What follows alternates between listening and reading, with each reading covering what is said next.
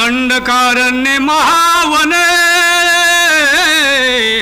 ये वनवासी विनाशस्थान कोठे म्या करावे आपण ज्ञान आपण मज देये। हो सगळं काही कळत असून निकळत्याचं सोंग घेऊन कळत्या माणसाला विचारले आणि यालाच ज्ञान म्हणतात, यालाच भक्त म्हणतात, याला उच्च कोटीची भक्ती म्हणतात।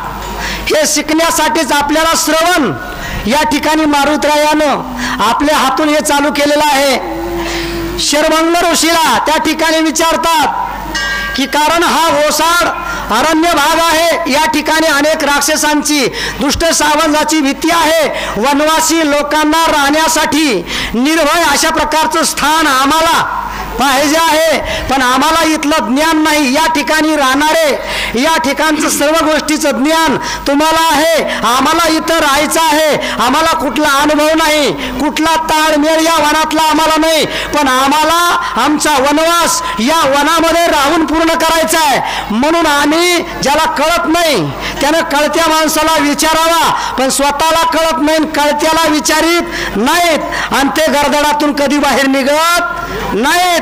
म्हणून मी तुम्हाला विचारतोय या वनवासामध्ये आम्हाला राहायचं योग्य आणि निर्भय स्थान कुठे आहे हे आम्हाला तुम्ही कृपया सांगावं, अशी विनंती त्या शर्वंग नावाच्या ऋषीला प्रभू रामचंद्र स्वतः करत आहे।